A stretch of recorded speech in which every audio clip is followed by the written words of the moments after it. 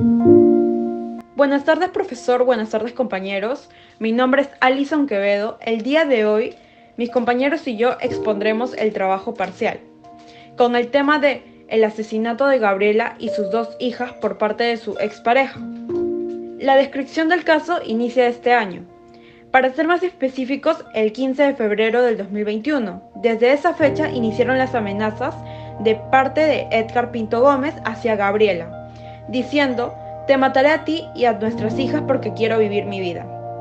El 17 de abril del mismo año, Edgar Pinto Gómez asesinó a su esposa y dos hijas a sangre fría, dentro de su auto de placa V8N386, cuando regresaban del santuario Chapi.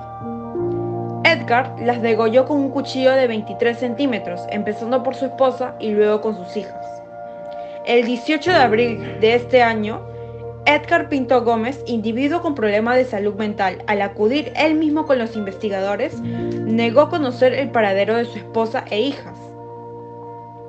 El 19 de abril del 2021, con tantas pruebas en su contra y pertenencias halladas en la escena del crimen, tales como el cuchillo, prendas y celular de la víctima, el operador de maquinaria pesada Edgar Pinto Gómez terminó aceptando el asesinato de su esposa Gabriela Mendoza Yanarico y sus hijas Abigail y Kiara. Durante el entierro de Gabriela y sus dos hijas, se presentó el padre de Edgar, pidiendo perdón de rodillas por el acto cometido por su hijo.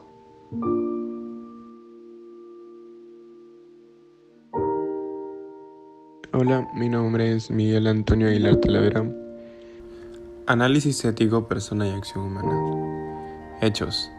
El sujeto Edgar Pinto degolló a su expareja y a sus dos hijas dentro de su carro cuando regresaban del santuario de Chapay. Concepto ético 1. Las facultades humanas y su relación con la verdad y el bien. Una persona que ha cometido algo malo, algún crimen o algo por el estilo, va a llevar consigo un sentimiento de culpa que lo hará decir la verdad, con las pruebas necesarias, como es en este caso que contra Edgar Pinto ya se tenían bastantes pruebas que lo incriminaban por lo ocurrido, así que el sujeto lo único que dijo fue confesar sin dar ninguna objeción. Concepto ético 2. El ser humano es una unidad viva espiritual. El ser humano está constituido por dos dimensiones, una biológica o material y otra espiritual o inmaterial. Las dos son valiosas y dignas y constituyen una unidad inseparable. Análisis ético. La demencia es la principal causa probable para que, en este caso, el sujeto Edgar Pinto realizara este asesinato.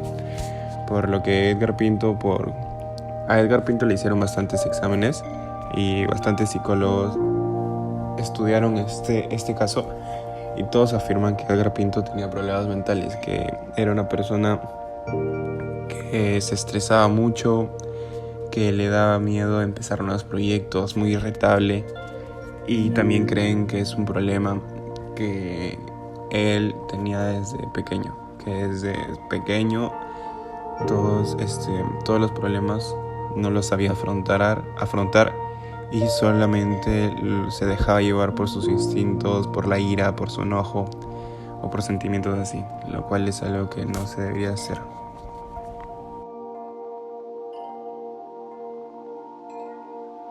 Mi nombre es Sebastián Ventura y el día de hoy vengo a presentarle el análisis ético, específicamente la parte de qué es la ética. Como bien sabemos, la ética pertenece a una de las muchas ramas de la filosofía, y este en concreto tiene como objetivo el estudio de diversos factores, tales como la conducta humana, lo correcto e incorrecto, la moral, el buen vivir, la virtud, entre muchos otros. Ahora, quisiera mencionar al sentido común, ya que considero que la ética y el sentido común van de cierta manera de la mano, debido a que el ser humano tiene una opinión formada sobre lo que está bien o lo que está mal, y más que una opinión considero que es más adecuado decir que es un criterio, pues ante alguna situación novedosa, la mayoría de gente apenas necesita unas décimas de segundo para concluir si alguien ha obrado bien o por el contrario, ha obrado mal. Así, por ejemplo, prácticamente toda la humanidad estará de acuerdo en que si alguien toma un arma y sale a la calle y, por algún motivo X, mata al primero que pasa solo porque le resulta divertido, eso está mal. Y gracias a este ejemplo, y teniendo en cuenta lo que es el concepto de ética, más ya conociendo el caso, podemos inferir lo siguiente. En el caso anteriormente mencionado, lo más relevante fue el acto de asesinar. Y por obvias razones, este tipo de accionar nunca va a representar los valores éticos.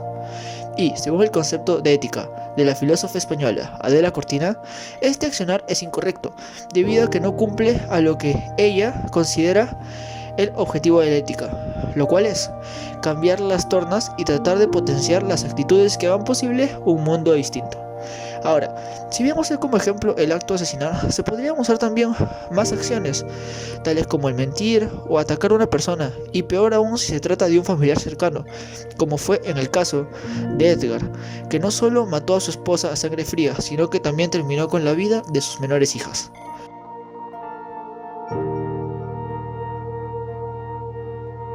Me llamo Carlos Jo. Cada uno vive según sus valores. Los valores son lo que las personas consideran importante.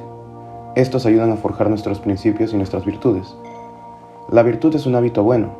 Las virtudes son los hábitos buenos que las personas han ido adquiriendo y tienen su manifestación en todos los ámbitos de su vida. Ahora, vamos con los hechos. El sujeto Edgar Pinto degolló a su expareja y a sus 2 hijas dentro de su carro cuando regresaban del santuario de Chapi. Está claro que en el caso de Edgar podemos observar la carencia de valores, como la sinceridad, el respeto, el amor, la responsabilidad, la humildad, entre otros. Así como también podemos observar la falta de principios, tanto como principio de ser humano y principio como padre de familia. Y por último, pero no menos importante, también podemos ver la carencia de virtudes, siendo la virtud del valor la ausente en esta. Tenemos como defecto la cobardía y la insensibilidad. Podemos observar, la persona se va forjando con sus propias acciones. Esto quiere decir que podemos elegir entre nosotros mismos si podemos ser sinceros o mentirosos, justos o injustos, prudentes o imprudentes, lo cual es el caso que se refleja en Edgar.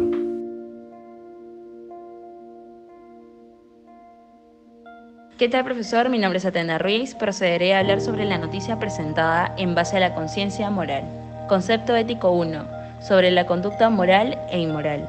La conciencia moral es la que capacita al ser humano para captar y vivir los valores morales. Su desarrollo y perfección están sujetos a la personalidad de cada uno. Sin embargo, una vez alcanzada, la conciencia moral es imborrable, es decir, conoce la distinción entre el bien y el mal. La conciencia juzga el hecho antes y después del acto moral. Los juicios pasados establecen los principios. Si un acto es bueno, debería ser llevado a cabo. Si es malo, debería ser evitado. Después del acto, la conciencia acepta el hecho y juzga además si el acto ha sido merecedor de una recompensa o castigo. Concepto ético 2. La violencia como fenómeno moral. El fenómeno de la violencia tiene un contenido normativo compartido por la ética llamada ética práctica y su vertiente llamada bioética. Se ocupa de la moralidad de la violencia, es decir, los pros y contras de los actos violentos. La moralidad de la violencia podría ser abordada por los instrumentos del raciocinio moral reflexivo o crítico, sabiendo que un problema ético es importante desde el instante en que un ser racional deba desafiar a él, y que si un problema podría ser provechosamente discutido, es algo que es dependiente de cómo se tome este. A partir de la perspectiva de la ética práctica, la violencia expone preguntas de tipo normativo que se refieren a la legitimidad y justificación de los actos violentos en sus maneras defensiva, preventiva, punitiva y gratuita, lo cual nos lleva a diferenciar los diversos tipos de respuesta ante la situación. Análisis ético. A partir de lo ya mencionado, Edgar Pinto Gómez, el responsable del asesinato de su esposa e hijas, carecía de una conducta moral razonable y correcta. Para él no había una distinción del mal y del bien. No existe ningún remordimiento en sus acciones, ni en sus expresiones. Su conciencia no rechaza sus actos. Solo se le refleja la tranquilidad y sosiego ante un acto desalmado. Además, la violencia para él fue acto normal y nada atípico. Se menciona que el sujeto ya había amenazado con anterior a la víctima fallecida. No hay raciocinio moral, reflexivo o crítico por el cual pueda responder al problema de una manera racional. Según su perfil psicológico, sus trastornos mentales predispuestos a la violencia pueden haber sido desarrollados después de una etapa temprana de la niñez. Mi nombre es Magnel Flores Pérez y voy a explicar la relación entre la libertad y la responsabilidad. Existe una relación muy estrecha entre libertad y responsabilidad. La responsabilidad supone que el sujeto pueda tener libertad de acción y decisión. Por lo tanto, la libertad conduce necesariamente la responsabilidad. Concepto número 1. Libertad. Según la RAE, es la facultad natural que tiene el hombre de obrar de una manera o de otra, y no de obrar por lo que es responsable de sus actos. Pero esta libertad no es absoluta. Generalmente, la persona está condicionada por otros elementos que controlan su actuación, tales como la coacción, el miedo, la ignorancia, la cultura, las normas, entre otros. Concepto número 2. La responsabilidad. Según la RAE, se define con dos sentidos.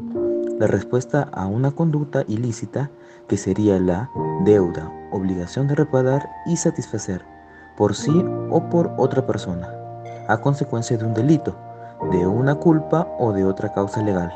En segundo sentido, la define como una respuesta a una determinada acción, es decir, la capacidad existente en todo sujeto activo de derecho para conocer y aceptar las consecuencias de un hecho realizado libremente.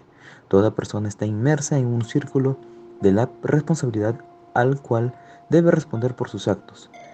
Ese círculo está compuesto por la propia persona, familia, el grupo social o de trabajo y sociedad. Según estos conceptos, la persona Edgar está actuando de manera no libertaria. ¿Por qué? Porque no es consciente de su responsabilidad en sus actos. Hace un crimen y no se preocupa por las repercusiones. No se preocupa en cómo se siente la persona o la familia, sus amigos de las personas agraviadas. Por ese caso es que no es un acto de libertad. Si bien tiene todas las de hacerlo, no es un acto de libertad. Eso sería todo. Muchas gracias.